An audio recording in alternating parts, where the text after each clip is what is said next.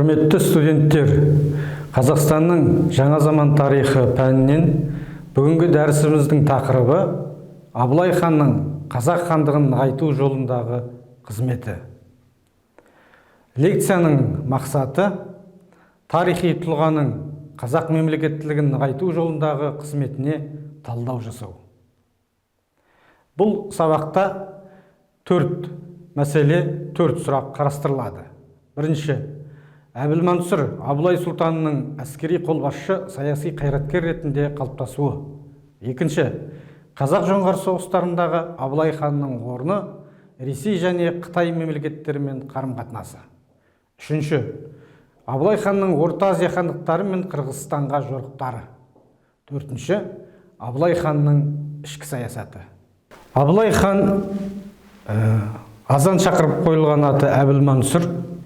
Ресей деректерінде 1711 жылы дүниеге келіп, 1780 жылы қайтыс болған делінеді.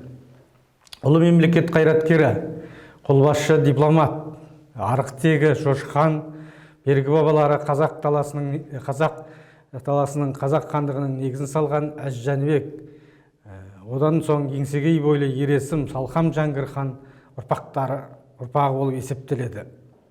Абылай ханның жастық шағы, балалық шағы туралы көптеген аңыз әңгімелер белгілі. Ол қазақ әдебиетінің, қазақ ауыз әдебиетінің деректері бойынша мәлім барлығымызға. Сондықтан біз негізінен тарихи тұлғаның қазақ мемлекеттілігінің қалыптасуындағы 18 ғасырдағы қазақ жоңғар соғыстарындағы еңбегін, әскери қолбасшы, мемлекет қайраткері, дипломат, саяси қайраткер, 18 ғасырдағы бірден бір қазақ билеушісі ретіндегі қызметіне талдау жасауға тиістіміз. Шоқан Уәлиханов бұл Абылай ханның туған шөбересі, Абылайдың үлкен ұлы Уәлидің немересі болып келеді, атақты ғалым. Шоқанның да еңбектерінде осы өзінің бабасы Абылай туралы нақты деректері бар. Тіпті Шоқан Уәлиханов осы тарихи тұлға туралы Абылай хан атты еңбекте жазған болатын. Оны кейінгі бертінгі тарихшылардың барлығы пайдаланып жүр. Яғни Шоқан Уәлиханов деректері шындыққа сай және неғұрлым объективті көзқараста жазылған еңбек деп біз бағалаймыз. Абылай ханды біз кейінгі қазақ тарихнамасы ұлы хан, көреген саясаткер, мемлекет қайраткері, дана саясаткер, ержүрек батыр, сөз бастаған шешен, дарынды қолбасшы, ұлттық қайраткер, шебер дипломат ретінде қабылдайды. Сондықтан да Абылайдың қай қыры да өзінің билік құрған заманында көрінді, шыңдалды және қазақ тәуелсіздігін сақтап қалған сол бір алмағайып кезеңде, сол бір қос империяның ортасында қалған көшпенді қазақ мемлекетінің өмір сүруінің бір соңғы дәуірлерінің кезеңінде неғұрлым қазақ халқының саяси тәуелсіздігін, мемлекеттік дербестігін, территориялық тұтастығын сақтап қалған бірден бір билеуші ретінде тарихнама таниды. Абылай хан кезіндегі қазақ хандығы әрине ол көз қуантарлық, себебі 300-ге билігі жүрген билеуші ретінде танылған Абылай хан қазақ ауыз әдебиет деректерінде 48 жыл хан болғандығы айтылады. Сонымен бірге Абылайдың көрші мемлекеттерменен қарым-қатынасы, Қытай менен, Ресей менен, Жоңғария менен, Орта Азия хандықтарменен қарым-қатынасы сол кезеңде биік деңгейде дамыды. Бұл жерде қазақ мемлекеті өзінің тәуелсіздігін сақтап қана қоймай, сонымен бірге қуатты мемлекет ретіндегі барлық күш қуатын көрсеткен болатын. Абылай ханның енді билік құрған жылдары, бұл енді Ресей деректері бойынша 1771-1781 жылдар деп аталады, бірақ та жаңа жоғарыда айтқандай, Абылай қазақ тарихнамасы бойынша ол тіпті жарты ғасырға жуық уақыт билік құрғандығын біз танимыз. Қолбасшы, саяси дипломат, реформатор, халық мәдениетінің жанашыры ретінде танылған Абылай тұлғасы әр уақытта да ішкі және сыртқы саясатты тең ұстауыменен ерекшеленеді. Ішкі саясатта Абылай бірінші кезекте бір орталықтан басқаратын мемлекет құрды. Екінші, сот билігін күшейтті. Үшінші, қазақ рулары мен тайпаларының арасындағы қақтығыстар мен барымта мәселесін тоқтатқан болатын. Абылай хан кезінде орталықтандырылған билік күшейді. Шын мәнінде де Абылай хан сонау Әбілқайыр хан кезіндегі ақсақалдар билігіне, билердің жаңағы дара тартушылықтарына шектеу қойды. Бүкіл саяси билікті, ішкі саяси билікті өз қолына шоғырландыра отырып, өзінің балалары арқылы, туыстары арқылы сұлтандар элитасының құқығын, олардың билік құру аллеясын кеңейтті. Сөйтіп, өз қолына орталықтандырылған саяси билікті ұстай білді. Сот билігінің күшеюі сол кезеңде Абылай ханның да үлкен жетістігі болып табылатын. Сондай-ақ 18 ғасырдағы бұл қазақ-жоңғар соғыстарыны аяқталғаннан кейін, қазақ-жоңғар соғыстарында Абылай хан бастаған қазақ әскері бұл соғысты жеңіспенен салтанатты түрде аяқтағаннан кейін ішкі даму жолында дамудың бір қарқындылық жолы басталған болатын. Яғни кезінде қазақ фольклорынан белгілі атақты Көмекей әулие атанған Абылай ханның бас кеңесшісі, қазақ ауыз әдебиетінің дара тұлғасы Бұқар жырау Қалқаманұлы Абылай ханның қасында болып, яғни Абылай хан қайтыс болатын кезеңде, яғни мынандай сөз қалған белгілі: қайғысыз ұйқы ұйықтатқан ханым-ай, қалыңсыз қатын құштырған ханым-ай, қайырусыз жылқы бақтырған ханым-ай, 300-ден 3 кісіні құрбан етсем, сонда қалар мекен жаның-ай деп Бұқар жырау зарлаған дейді.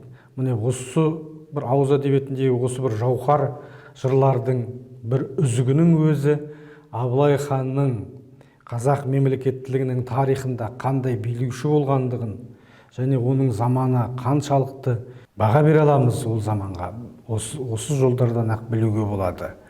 Немесе Шоқан Уәлихановтың өзі айтады: Абылай заманы ерлік пен серіліктің ғасыры дейді. Яғни шын мәнінде Абылай заманында қазақ батырларының дәуірі жүрді. Қазақ сарбаздарының барлық шайқастары үлкен жеңіспен аяқталып отырды. Абылай хан сыртқы саясатта Ресей, Қытай, Орта Азия елдеріменен экономикалық және сауда байланысын күшейтті және бір жүйеге қойды. Міне қазақ жеріне ешкім қол сұға алмайтын тұтастығын қамтамасыз етуге бағытталған саясат жүргізді. Осындай жан алысып жан беріскен соғыстардың бірін Бұқар жырау қалданменен ұрысып 7 күндей сүрісіп деп суреттейді. Ол соғысқа Абылайдың қанды көйлек жолдастары Қаракерей Қабанбай, Қанжығалы Бөгенбай, Шақшақ Жәнібек, Қарақалпақ Қылышбек, Шапрашты Наурызбай тағы басқа қазақтың белгілі батырлары тізе қоса қатысты. Бұл да Абылайдың жауға қарсы қазақ халқының басын біріктіре білгендігінің дәлелі болып табылады. Бірте-бірте ұлыстағы бар өкім Әз-Тәуке ханның немересі Әбілмәмбет ақылшы аға болып қалып, кеңесші хан дәрежесімен шектеледі. 18 ғасырдың 30 жылдарының аяғында Абылай есімі бізге белгілі құжаттарда Әбілмәмбет ханмен қатар аталады.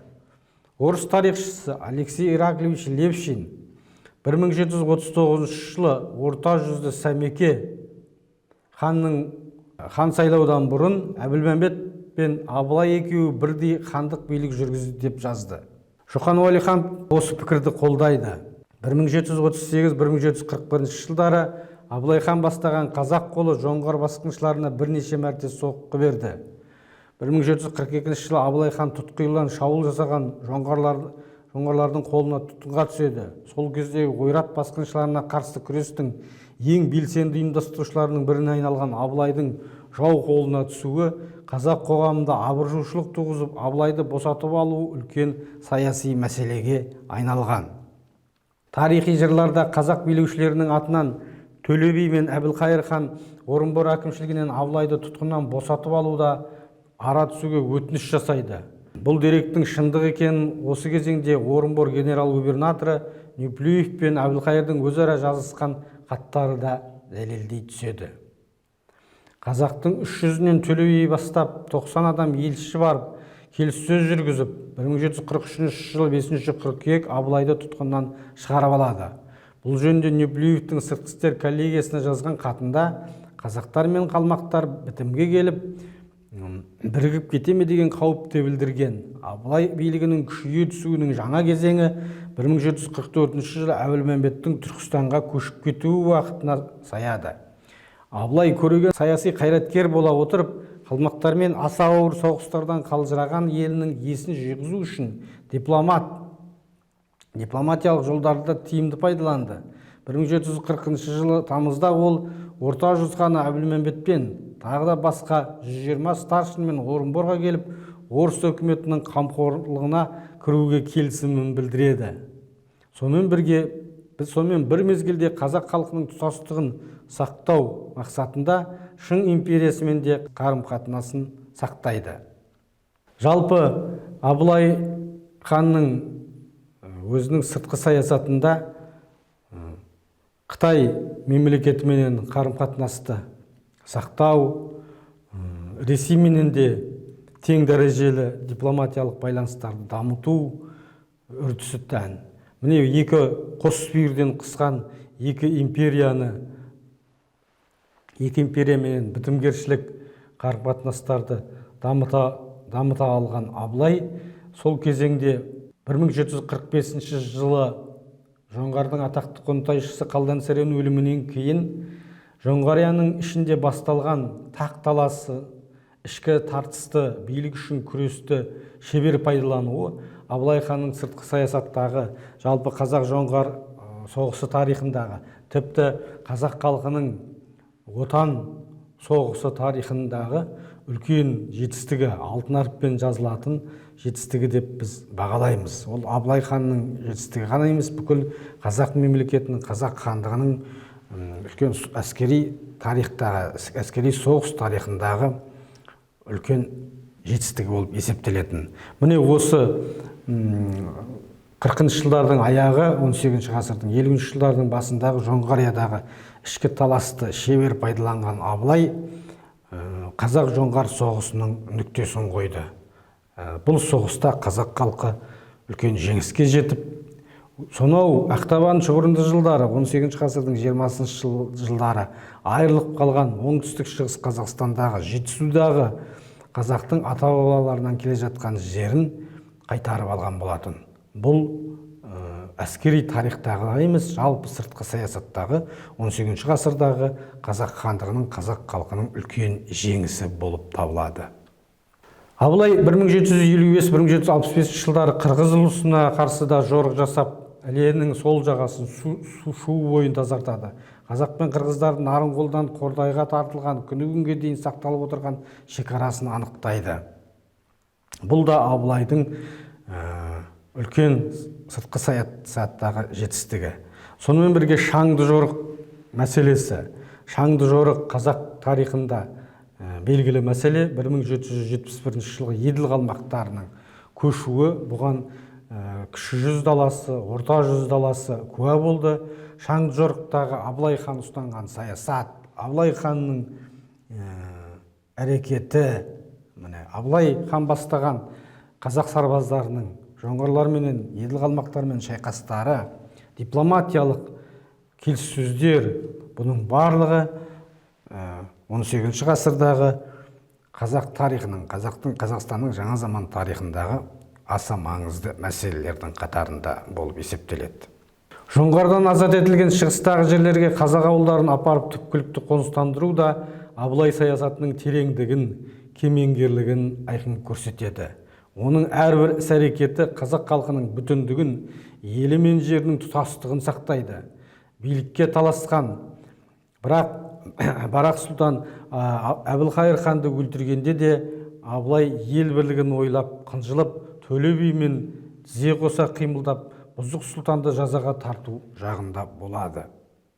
Сонымен 1771 жылы жасы жеткен Әбілмәмбет хан дүние салды. Қалыптасқан дәстүр бойынша орта жүздің ханы болып, не Әбілмәмбеттің інілерінің бірі, не үлкен Әбілпайыз сайлануға тиіс еді. Алайда басты сұлтандардың, старшындардың, Әбілпайыздың өз қалауымен 300-дің бас шөкілдері Түркістанда Абылайды хан көтерді.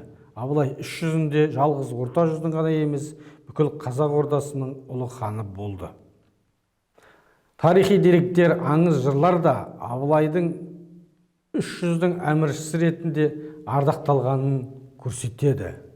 Шоқан Уәлиханов Абылайдай шексіз билікке ие болған бірде-бір қазақ ханының болмағанын атап өтеді. Оның жорықтары мен батырларының көзсіз ерлігі мен қаһармандығы жыр дастандардың арқауына айналған деп атақты Шоқан атап көрсетеді.